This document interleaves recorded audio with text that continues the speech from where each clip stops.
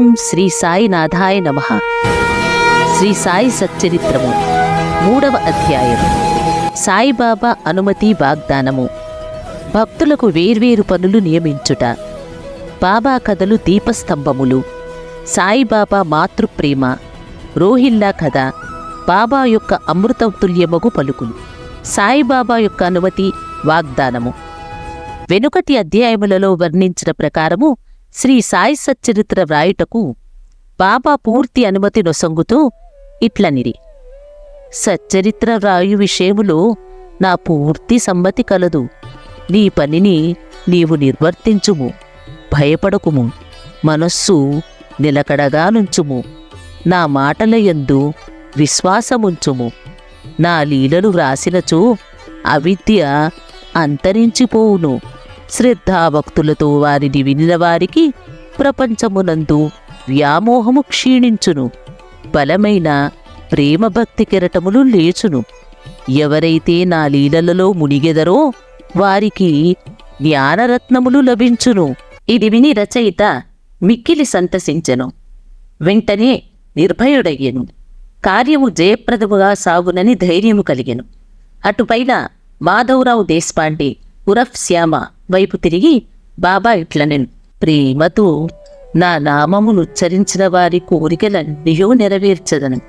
వారి భక్తిని పెంచెదను. వారిని అన్ని దిశలందు కాపాడెదను.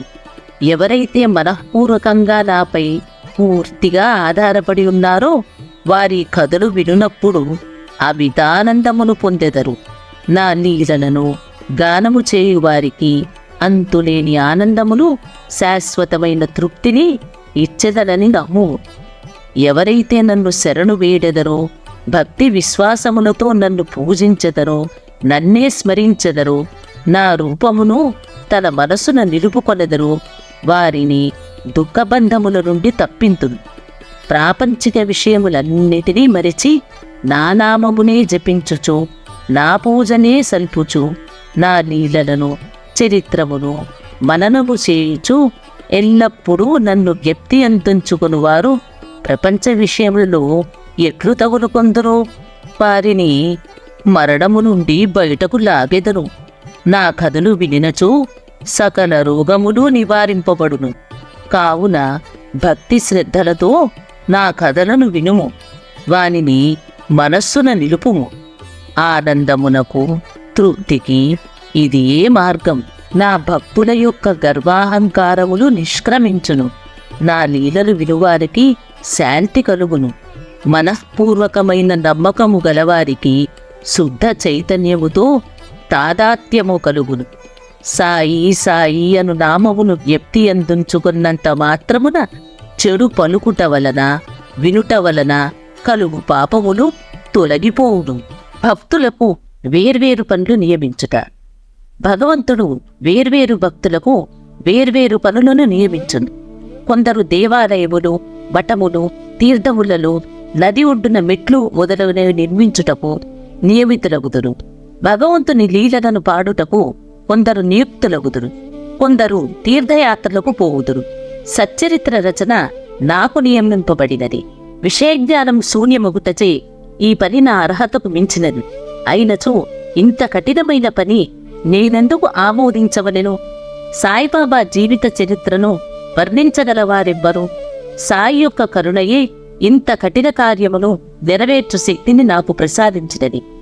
నేను చేత కలము పట్టుకొనగానే సాయిబాబా నా అహంకారమును పరిహరించి వారి కథలను వారే వ్రాసుకొనిది.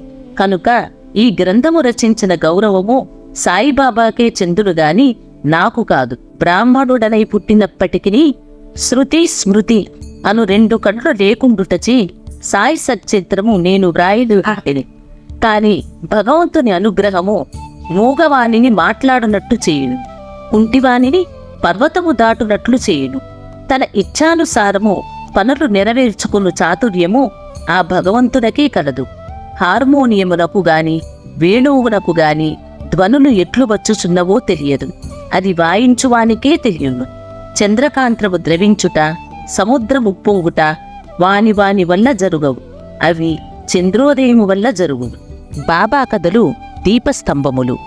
సముద్ర మధ్యమందు దీపస్తంభములుండును.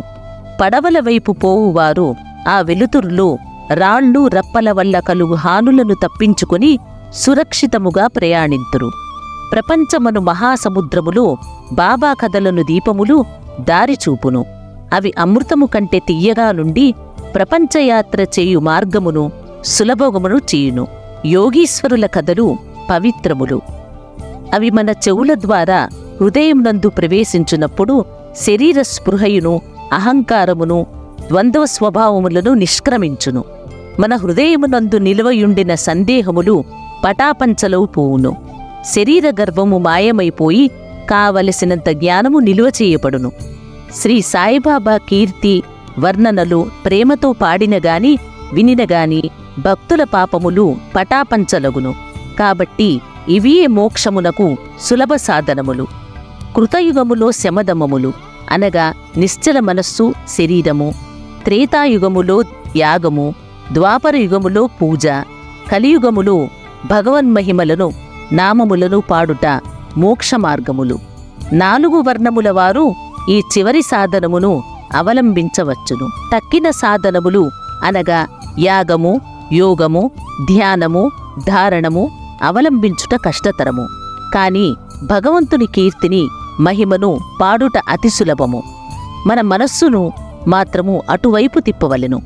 భగవత్కథలను వినుట వలన పాడుట వలన మనకు దేహాభిమానము తొలగిపోవును. అది భక్తులను నిర్మోహకులుగా చేసి తుదకు ఆత్మసాక్షాత్కారమును పొందునట్లు చేయును. ఈ కారణము చేతనే సాయిబాబా నాకు సహాయపడి నాచే ఈ సచ్చరితామృతమును వ్రాయించెను. భక్తులు దానిని సులభముగా చదువగలరు, వినగలరు. చదువునప్పుడు వినునప్పుడు బాబాను ధ్యానించవచ్చును. వారి స్వరూపమును మనస్సునందు మననము చేసుకొనవచ్చును. ఈ ప్రకారముగా గురువునందు తదుపరి భగవంతుని యందు భక్తి కలుగును. తుదకు ప్రపంచమందు విరక్తి పొంది ఆత్మసాక్షాత్కారము సంపాదించగలుగుదుము. సచ్చరితామృతము వ్రాయుట, తయారు చేయుట బాబా యొక్క కటాక్షము చేతనే సిద్ధించినవి. నేను నిమిత్తమాత్రుడుగానే ఉంటిని. సాయిబాబా యొక్క మాతృప్రేమ. ఆవు తన దూడనెట్లు ప్రేమింతునో అందరికీ తెలిసిన విషయమే. దాని పొదుగు ఎల్లప్పుడూ నిండియే ఉండును. దూడకు కావలసినప్పుడల్లా కుడిచినచో పాలు ధారగా కారును. అలాగనే బిడ్డకు ఎప్పుడు పాలు కావలనో తల్లి గ్రహించి సకాలమందు పాలిచ్చును. బిడ్డకు గుడ్డలు తొడుగుటయందును అలంకరించుటయందును తల్లి తగిన శ్రద్ధ తీసుకొని సరిగ్గా చేయును. బిడ్డకు ఈ విషయమేమీ తెలియదు. కాని తల్లి తన బిడ్డలు చక్కగా దుస్తులు ధరించి అలంకరింపబడుట చూసి అమితానందమును పొందును. తల్లి ప్రేమకు సరిపోర్చదగిన తేదీయూ లేదు.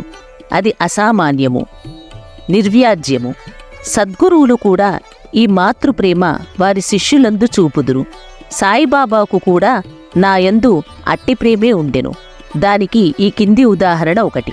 1916వ సంవత్సరములో నేను సర్కారు ఉద్యోగము నుండి విరమించితిని. నాకియ్య నిశ్చయించిన పింఛను కుటుంబమును గౌరవముగా సాకుటకు చాలదు. గురు పౌర్ణమి నాడు ఇతర భక్తులతో నేను కూడా షిరిడీకి పోయితిని. అన్నా చించనీకర్ నా గురించి బాబాతో ఇట్లనెను: దయచేసి ఈ అన్నాసాహెబ్యందు దాక్షిణ్యము చూపుము. వానికి వచ్చు పింఛను సరిపోదు. వాని కుటుంబము పెరుగుచున్నది. వానికింకేదైనా ఉద్యోగం ఇప్పించుము. వాని ఆతురతను తీసి నిశ్చింతగా కలుగచేయుము.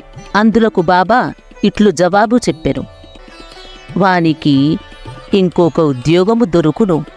కాని వాడిప్పుడు నా సేవతో తృప్తిపడవలెను. వాడి భోజన పాత్రములు ఎప్పుడూ పూర్ణముగానే ఉండును. అవి ఎన్నటికీ నిండుకొనవు. వాని దృష్టినంతటినీ నా వైపు తిప్పవలెను. నాస్తికుల దుర్మార్గుల సహవాసము విడువవలెను. అందరి ఎడల అణుకువ నమ్రతలుండవలెను. నన్ను హృదయపూర్వకముగా పూజించవలెను. వాడిట్లు చేసినచో శాశ్వతానందమును పొందును. రోహిల్లా కథ. రోహిల్లా కథ విన్నచో బాబా ప్రేమ ఎట్టిదో బోధపడును.